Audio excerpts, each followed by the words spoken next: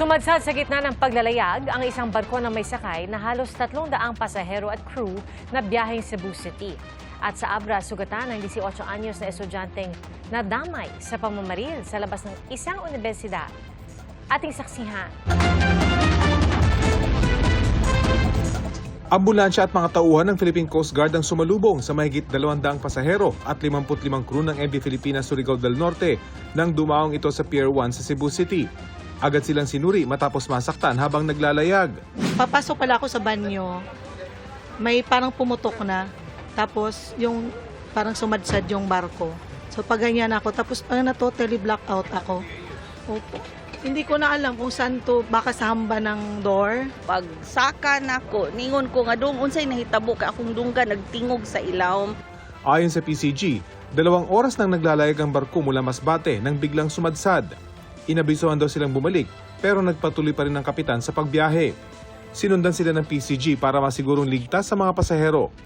Ayon sa pamunuan ng barko, iniwasan nila ang mga mangingisdang nasa kanilang dadaanan kaya nagkaaberya ang biyahe.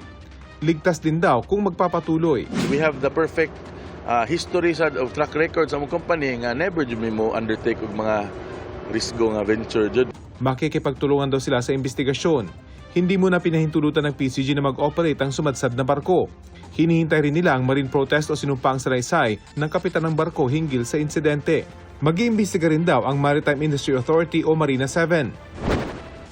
Sa Lagangilang Abra, sugatan ang 18 anyos na estudyante matapos madamay sa pamamaril sa labas ng isang universidad noong Biyernes. Ayon sa pulisya, 2 estudyante na edad 24 at 17 ang itinuturong responsable sa insidente. Nagkasalubong ulit ang mga suspect na allegedly lasing at ang nakaalita niya sa labas ng compound ng school.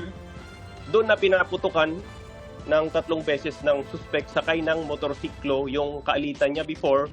Pero ang natamaan dun sa pangatlong putok niya ay itong biktima natin.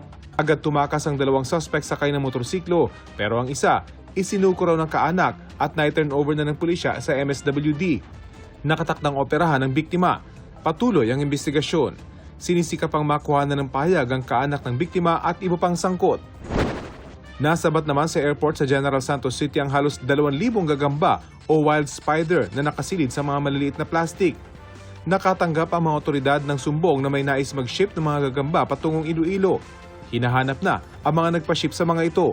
Ayon sa pulisya, ipinagbabawal ang pag-transport ng nasabing wildlife na walang pahintulot at may kaakibat na parusa sa ilalim ng Wildlife Resources Conservation and Protection Act. Nasa kustodiya na ng DNR Centro ang mga gagamba. Para sa GMA Integrated News, ako si Rafi Tima, ang inyong saksi. Mga kapuso, maging una sa saksi. Mag-subscribe sa GMA Integrated News sa YouTube para sa iba't ibang balita.